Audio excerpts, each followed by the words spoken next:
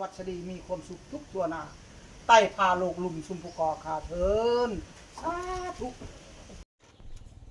ด็อกเตอร์หลากหลายเนาะหักไม้เพิ่นโอ้หลาย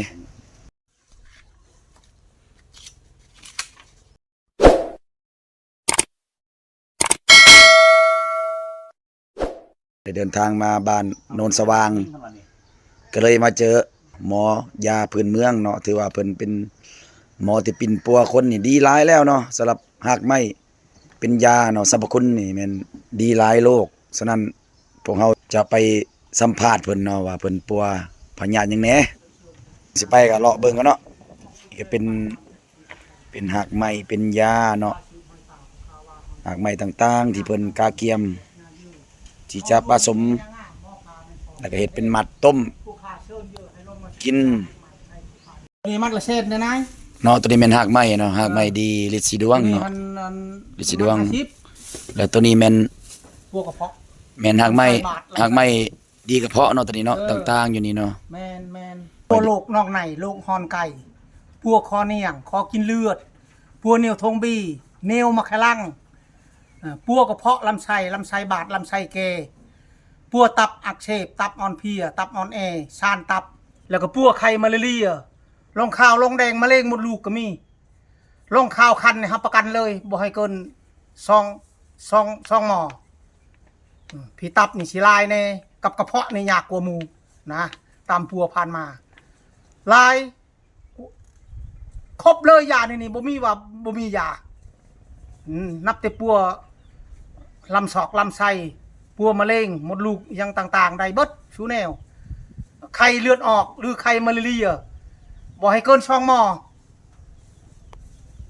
ก็ขอฝากเบอร์โทรอีก030971474ทั่วประเทศใช้ได้24ชั่วโมงโทรหาถ้าใครสนใจหรือสิเป็นมะเร็งยังต่างๆมะเร็งตอมมดยังตอมมดลูกหรือว่ามะเร็งทอน้ำบอกน้ำบีทรงได้อนุชิตหรือว่าหงอรุณใช้ได้ทั่วประเทศก็ช่องฮอนนั้นเมืองไทยเด้ยานี่เด้บ่แม่นแต่ประเทศลาวเด้คันว่าอัตสมาร์ทมีพาหนะ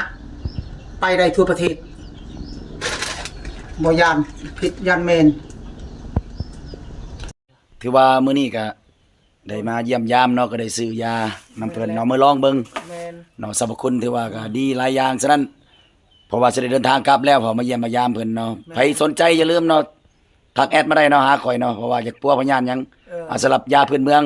เนาะยาพื้นเมืองลาวของเฮานี้เนาะท่านหมอแม่เพิ่นอยู่เมืองท่าเมืองทองเนาะบ้านโนนสว่างเนาะแขวงสวรรค์เขตของเฮานี้ถ้าบ่ได้สนใจเบอร์โทรเพิ่นก็ฝากไว้แล้วเนาะอยู่ใครสนใจก็อย่าลืมโทรหาเพิ่นได้เนาะแต่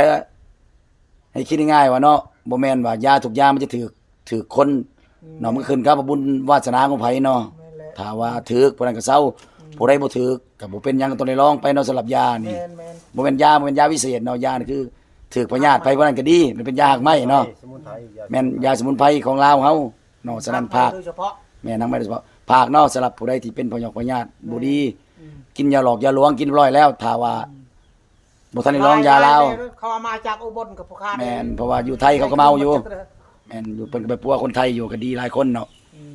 ลูกหลานมายามครับแล้วนะของแท้อีปกกอกหนึ่งเอามาเอาได้บาทนี่เนาะเด้อเจ้าพบกันใหม่เนาะสำหรับคลิปหน้าเนาะเจ้าขอบใจเจ้า